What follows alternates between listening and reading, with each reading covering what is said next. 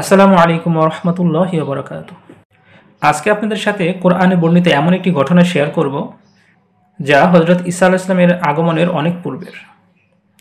সিরিয়ার আন্তাকিয়ার শহরতলিতে বাস করতেন একজন কাঠমিস্ত্রি। তার নাম হাবিব ইবনে ইসমাইল। ইসলামের ইতিহাসে তিনি হাবিব নাজ্জার নামে পরিচিত। নাজ্জার অর্থ কাঠমিস্ত্রি।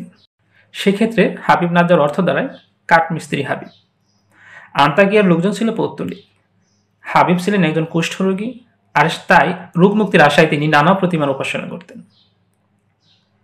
আল্লাহ তাআলা ওই সম্প্রদায়কে সতর্ক করার বাসনা করলেন। প্রথমে তিনি তাদের কাছে দুজন রাসূল পাঠালেন। দিনের দাওয়াত দিতে তারা আন্তাকিয়া শহরে গেলেন। সেখানে তাদের দেখা হলো হাবিব নাজ্জারের সঙ্গে। তারা তাকে মূর্তি পূজা ত্যাগ করে এক আল্লাহর ইবাদতের জন্য দাওয়াত দিলেন। হাবিব বললেন, আপনাদের দাবি যে সত্য, তার কি কোনো প্রমাণ আছে? তারা বললেন, হ্যাঁ আছে। হাবিব তার কুষ্ঠরোগের কথা উল্লেখ করে বললেন, আপনারা কি আমার এই ব্যাধি দূর করে দিতে পারেন?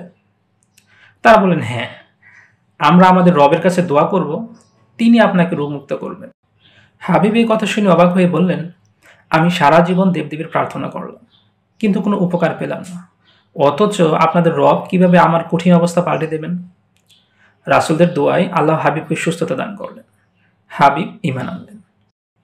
আল্লাহর এই দুই প্রতিনিধি আন্তাকিয়াবাসীদের সঠিক পথের দাওয়াত দিতে থাকলেন, কিন্তু তারা তাদের দুজনকে মিথ্যাবাদী বলে আখ্যা দিল।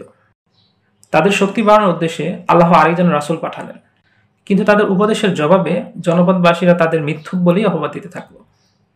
পবিত্র কোরআনে বলা হয়েছে, ওরা বলল, তোমরা তো আমাদের মতোই মানুষ, করুণাময় আসলে কিছুই অবতীর্ণ করেননি, তোমরা কেবল মিথ্যাই বলছো। সূরা ইয়াসিন আয়াত 15।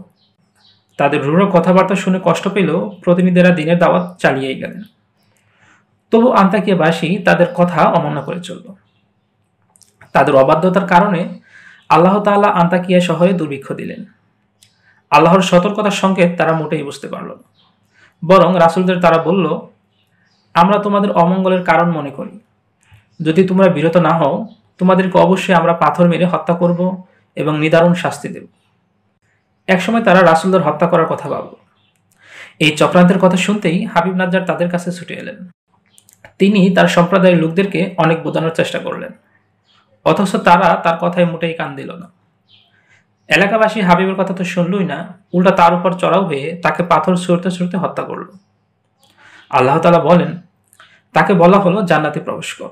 সে বলে উঠল, হায়, আমার সম্প্রদায় যদি জানতো কি কারণে আমার প্রতিপালক আমাকে ক্ষমা করেছেন এবং সম্মানিত করেছেন।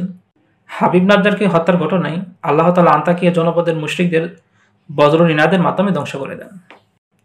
এই ঘটনার মাধ্যমে আমরা দেখতে পাই যে হাবিব নাজ্জারের ঈমানের দৃঢ়তা, আল্লাহর প্রতি তার বিশ্বাস এবং তার সম্প্রদায়ের জন্য ভালোবাসার গভীরতা কিভাবে দৃশ্যমান হয়েছিল।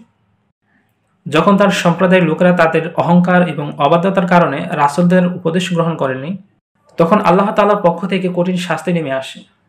হাবিবের মর্মান্তিক মৃত্যু সত্ত্বেও তিনি আল্লাহর কাছে ক্ষমা লাভ করেছিলেন এবং জান্নাতে প্রবেশের সুসংবাদ পেয়েছিলেন এবং জান্নাতে প্রবেশ করেছিলেন। এই ঘটনা আমাদেরকে শেখায় যে আল্লাহর নির্দেশনা ও রাসূলদের বার্তায় বিশ্বাস রাখা আমাদের জীবনের সত্যিকারের পথ। মানুষের বিরুদ্ধে কৃত্রিম বিশ্বাস ও অবাধ্যতার পরিণতি কখনো সুখকর হতে পারে না। তাই হাবিবের মতো ঈমানী দৃঢ়তা ও আদর্শ আমাদের জন্য অনুসরণীয়। অবশেষে আমাদেরকে দোয়া করতে হবে যে আল্লাহ আমাদেরকে হাবিব নাজ্জারের মতো সত্যের পথে অবিচল রাখুন এবং আমাদেরকে সঠিক পথের অনুসারী করুন। আসসালামু আলাইকুম ওয়া রাহমাতুল্লাহি ওয়া বারাকাতুহু।